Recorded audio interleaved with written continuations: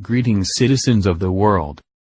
An intriguing Foreign Intelligence Service (SVR) report circulating in the Kremlin today is describing the entire leftist American fake news propaganda media establishment as having gone into total meltdown after forces loyal to President Donald Trump downed their first major swamp monster this week, and whom the SVR had identified as Peter P. Strzok II, who until yesterday was the chief of the counter-espionage section of the Federal Bureau of Investigation, FBI, assigned to the team headed by Special Counsel Robert Mueller investigating the totally discredited Russian hacking meme, and with Strzok II now placed in the FBI's Human Resource section holding a desk with no duties assigned to him.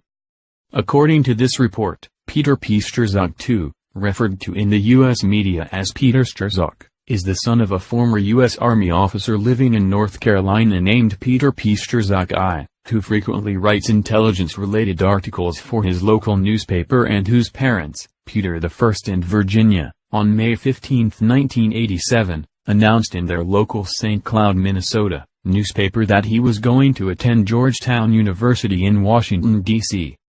In 2013, this report continues, Georgetown University published a list of their capital projects and endowment donors listing Peter P. Strzok II as having graduated in 1991, and his further receiving a Master of Arts, M.A., degree thereto in 2013, and that after his 1991 graduation, saw him joining the FBI, where by 1997, 1A.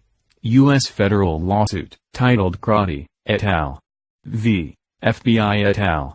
Civil Action Number 00651, EGS, noted at Section 3 the plaintiff/A. Tarek Crotty, FBI/Line 67 that he was then an intelligence research specialist dealing with chemical and biological terrorism incidents. As the SVR maintains a corruptibility rating on all known U.S. officials, this report continues, Peter P. Strzok II, in 2002, was ranked by Russian intelligence experts as being in the highest category of this rating scheme due to his FBI estimated salary being $125,000 per year, but his then purchasing a home in one of the richest counties in America located at 3214 Prince William Drive, Fairfax, Virginia, and that he had jointly purchased, and whose current worth is $584,900, with a Security and Exchange Commission, SEC, officer named Melissa or Hodgman, and whom the SVR had, also, ranked in their highest category of corruptible U.S. officials. During the 2016 U.S. presidential election, this report notes, both Peter P. Strzok II and Melissa or Hodgman played key, central roles as Hillary Clinton operatives within the American deep state, with then FBI Director James Comey stating that his team, led by Peter P. Strzok II, moved heaven and earth to finish their review of Hillary Clinton's emails in time for him to reveal on Sunday, 7th of November, less than 48 hours before the election, and that they had found nothing incriminating, while at the same time, Melissa or Hodgman, who had been appointed by the Obama regime as an associate director in the SEC Enforcement Division on October 14, 2016, filed U.S. federal charges against a lawyer named William Uchimoto, the son of Dan Uchimoto, who was one of the most decorated Japanese-American soldiers in World War II.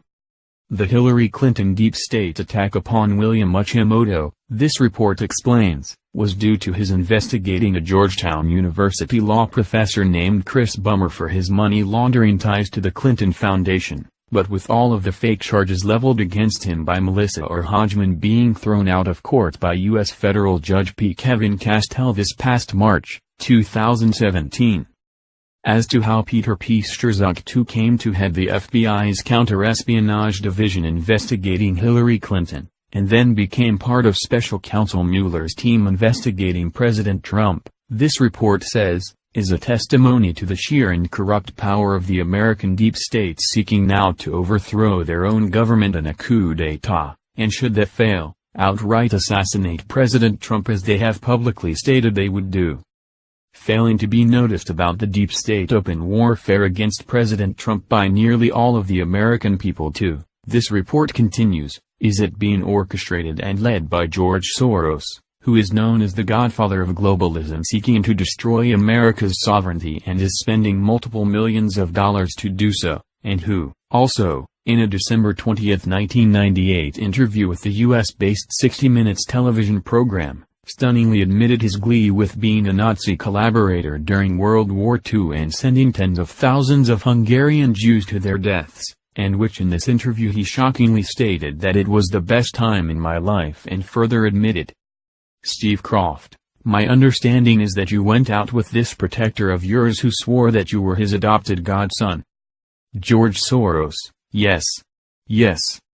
Steve Croft, went out, in fact, and helped in the confiscation of property from your fellow Jews, friends and neighbors.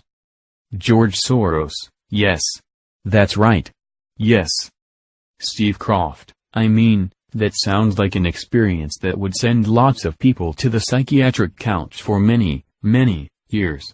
Was it difficult? George Soros, no, not at all. Not at all, I rather enjoyed it. Steve Croft, no feelings of guilt. George Soros, no, only feelings of absolute power. And as to the true goal, aim of George Soros leading the deep state war against President Trump, this report notes, is the same reason he has always had for everything he does, money, and that with President Trump's election victory over Hillary Clinton has cost him over $1 billion, with his standing to lose another $1.8 billion if he fails to overthrow, or kill, Trump in the next few weeks. With President Trump's downing of the FBI swamp monster Peter Strzok too, though, this report says, the George Soros-funded fake news propaganda media in the U.S. has gone into complete panic, chaos and meltdown, into such an astounding state that they are now calling President Trump a Nazi racist, not Soros, for his stating the facts that two sides were responsible for the violence in Charlottesville, Virginia, and that the Los Angeles Times in their article titled "Who Was Responsible for the Violence in Charlottesville?" Here's what witnesses say verified as being 100% true. To the greatest casualty in this epic George Soros-led deep state war against President Trump, however, this report concludes, is America's two-party democracy system itself, as the Democratic Party, since President Trump was elected, have only managed to raise $38.2 million compared to Trump's Republican Party raising nearly $75 million, and whose entire nationwide political organization has descended into total chaos to such an extent that it is now being called a total disaster, but who, in spite of their own self-destruction, still can't accept the results of their 2016 presidential election.